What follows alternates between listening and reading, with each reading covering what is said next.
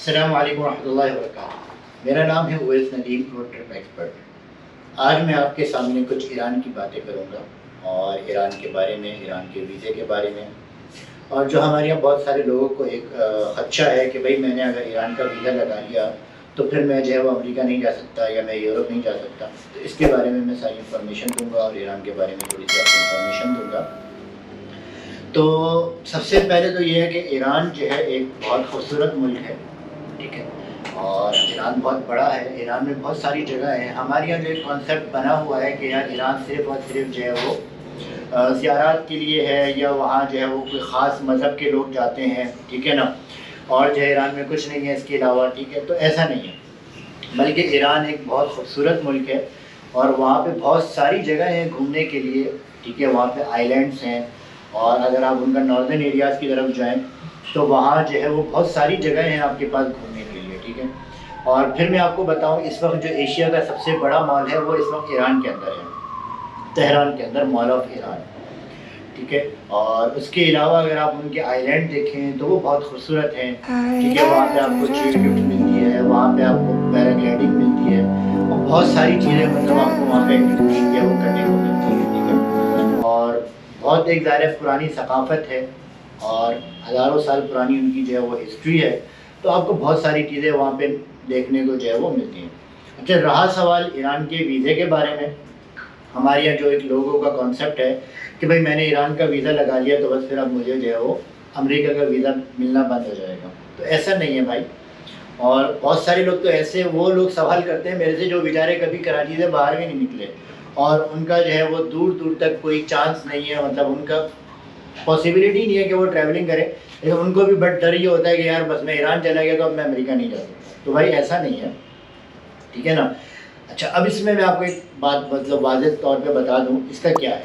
अब एक तो यह है कि आपने सिर्फ ईरान का वीज़ा लगाया और नेक्स्ट आपने अप्लाई कर दिया कि जी मैं अमेरिका जाना चाहता हूँ, ठीक है। मे भी पॉसिबल है कि आपका वीज़ा रिजेक्ट हो जाए।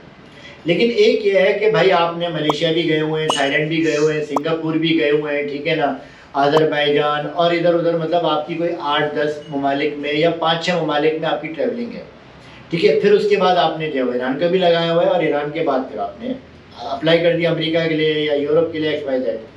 तो फिर आप एक ट्रैवलर कहलाते हैं, ठीक है ना। और जब आप एक ट्रैवलर कहलाते हैं तो वो आपका पासपोर्ट देखते हैं कि हाँ भाई ये तो जो है इतने सारे मुल्कों में गया हुआ है। तो ईरान भी ज़ाहिर है बहुत सारे मुल्कों में से इसी तरीके से ये घूमने गया, तो फिर इस तरीके से आपका वीज़ा रिजेक्ट नहीं होगा, ठीक है। तो ये मैंने आप, क्योंकि बहुत सारे लोग मेरे से इस चीज़ के बारे में पूछते हैं कि भाई ईरान का वीज़ा लग गया तो फिर हमारा क्या होगा, फिर अमेरिका कैसे जाएंगे, यूरोप कैसे जाएंगे। तो ऐसा कुछ नहीं है। अच्छा, फिर मेरे साथ कई कस्टमर मेरे ऐसे हैं जो मेरे साथ जो है वो ईरान गए, उसके बाद उनका जो है अमेरिका का वीज़ा भी लगा है और उसके बाद उनका जो है वो बहुत सारे ऐसे हैं जो यूरोप भी गए हैं। तो इसलिए ऐसा कोई वो नहीं है। अच्छा, बहुत सारे फिर मेरे कस्टमर ऐसे हैं जो बेचारे कभी ईरान की शक्ल भी उन्होंने नहीं देखी और उनका अमेरिका का वीज़ा जो है वो रिजेक्ट हो चुका। बल्कि एक तो मेरे कस्टमर ऐसे हैं जो अमेरिका जा चुके हैं, ठीक है, और ईरान कभी नहीं गए और उसके बाद दोबारा एक दफ़ा उन्होंने दोबारा अमेरिका जाना था, उन्होंने अमेरिका के लिए अप्लाई किया, उनका वीज़ा रिजेक्ट हो गया। हालांकि सब कुछ अच्छा है, प्रोफाइल अच्छी है, सब कुछ है, यहाँ पे जॉब है, सब कुछ है, बैंक स्टेटमेंट अच्छी है, तो भी अमेरिका का वीज़ा रिजेक्ट हो गया।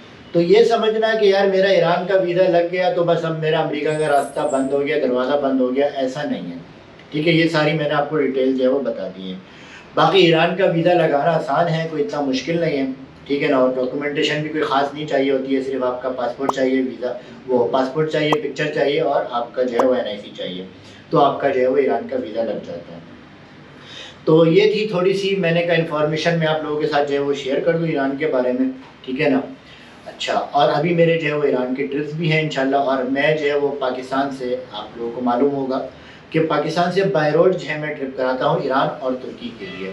मेरे अलावा जितने भी लोग बाय रोड कराते हैं, लेकिन वो बसेस में लेके जाते हैं, मैं बसेस में नहीं लेके जाता, मैं तो बाय कार्स लेके जाता हूँ और स्पेशल तरीके से और VIP तरीके से। इसीलिए मेरे थोड़े पैकेज जो है वो ज़रा महंगे होते हैं, लेकिन अगर मैं पैसा ले रहा हूँ तो उसका मैं रिटर्न भी ले रहा हूँ। और फिर बाकी जितने भी मेरे अलावा हैं वो सिर्फ आपको मशहद और कुम ले जाते हैं, 4 दिन मशहद में, 4 दिन कुम में। मेरा इस तरीके से नहीं है, मैं तो बल्कि पूरा ईरान जो है वो आपको घुमाता हूँ। वहाँ पे बहुत सारे जो है वो म्यूज़ियम्स हैं, बहुत सारी जगह हैं घूमने के लिए, ठीक है ना। किश आइलैंड अगर आप जाएँ तो उनका बहुत बेहतरीन बना हुआ है, आपको ऐसा लगेगा जैसे आप कोई यूरोप में आ गए, आप मेरे जो है वो चैनल्स पर देख सकते हैं, बाकी वीडियोस की, थाईलैंड वगैरह की और डिफरेंट जगहों की। फिर वहाँ पे हम जो है ईरान में जो है वो डिफरेंट खाने खाते हैं, उनके मज़े मज़े के डिफरेंट खाने हैं, उनको जो है वो हम और डिफरेंट कल्चर्स को देखते हैं। तो बाय रोड ट्रिप में आप जब जाते हैं ना, तो ज़ाहिर है आप बहुत सारी चीज़ें आपको देखने को मिलती हैं, एक्सप्लोर करने को मिलती हैं। तो ये थी भाई थोड़ी सी इन्फॉर्मेशन ईरान के बारे में, जो मैंने सोचा कि मैं आपसे जो है वो शेयर कर दूँ। अच्छा, ईरान में जो है बहुत सारे जो है वो क्या कहते हैं मज़ारात भी हैं, ठीक है ना।